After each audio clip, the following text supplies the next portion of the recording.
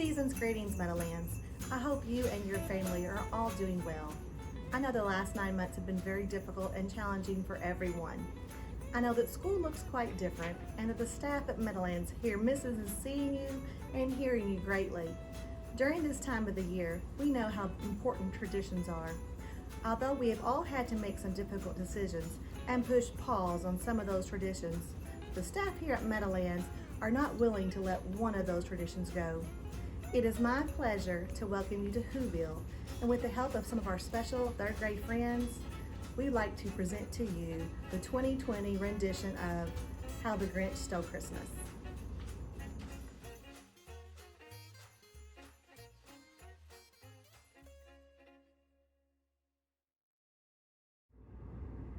Every Who down in Whoville liked Christmas a lot, but the Grinch, who lived just north of Whoville, did not. The Grinch hated Christmas the whole Christmas season. Now please don't ask why, no one quite knows the reason. It could be his head wasn't screwed on just right. It could be perhaps that his shoes were too tight. But I think that the most likely reason of all was that his heart was 2 sizes too small. Whatever the reason, his heart or his shoes, he stood there on Christmas Eve, hating the Whos. Staring down from his cave with a sour, grinchy frown at the warm, lighted windows below in their town. For he knew every Who down in Whoville beneath was busy now hanging a mistletoe wreath. And they're hanging their stockings, he snarled with a sneer. Tomorrow is Christmas, it's practically here. Then he growled with his Grinch fingers nervously drumming, I must find some way to stop Christmas from coming. For tomorrow he knew all the Who girls and boys would wake bright and early and rush for their toys. And then, oh the noise. That's one thing he hated, the noise. Then the Who's young and old would sit down to a feast, and they'd feast, and they'd feast, and they'd feast. Feast, feast, feast. They would feast on Who pudding and rare Who roast beef, but that was something the Grinch couldn't stand in the least. And then they'd do something he liked least of all. Every Who down in Whoville, the tall and the small, would stand close together with Christmas bells ringing. They'd stand hand in hand and the Whos would start singing. And they'd sing, and they'd sing, and they'd sing. And the more the Grinch thought of this Who Christmas scene, the more the Grinch thought, I must stop this whole thing. Why, for 53 years I've put up with it now. I must stop this Christmas from coming, but how? And then he got an idea, an awful idea.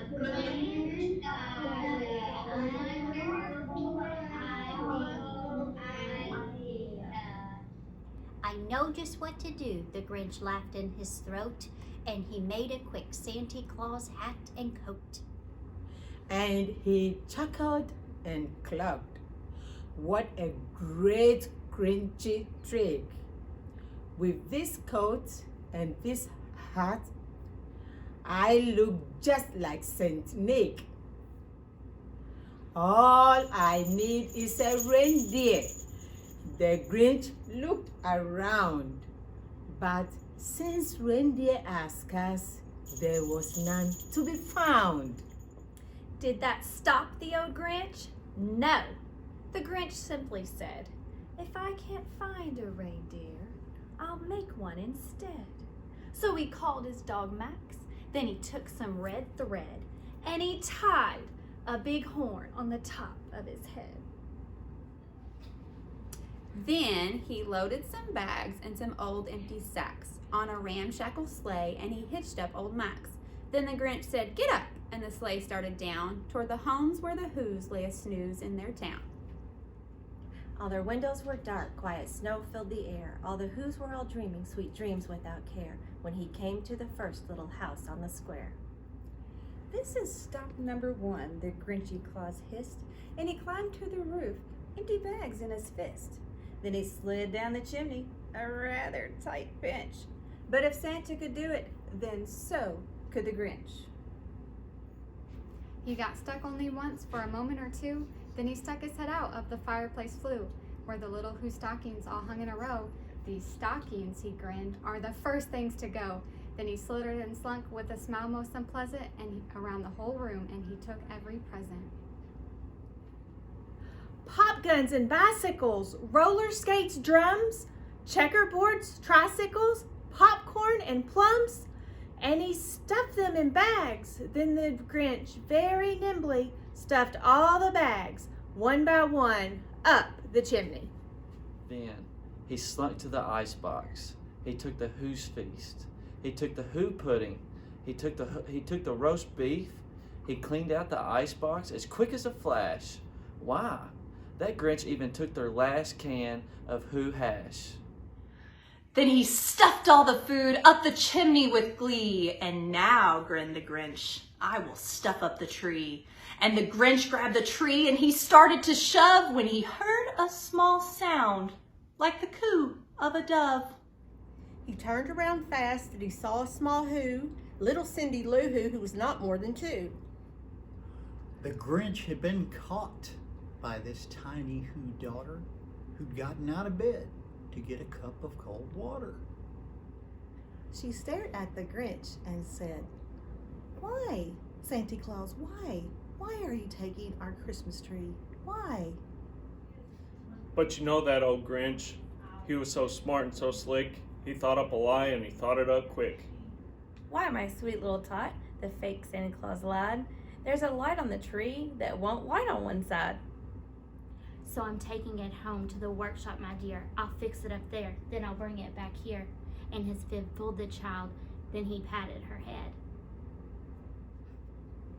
And he got her a drink and sent her to bed. And when Cindy Lou Who went to bed with her cup, he went to the chimney and stuffed the tree up. Then the last thing he took was the log for their fire. Then he went up the chimney himself, the old liar. On their walls, he left nothing but hooks and some wire, and the one speck of food that he left in the house Was a crumb that was even too small for a mouse.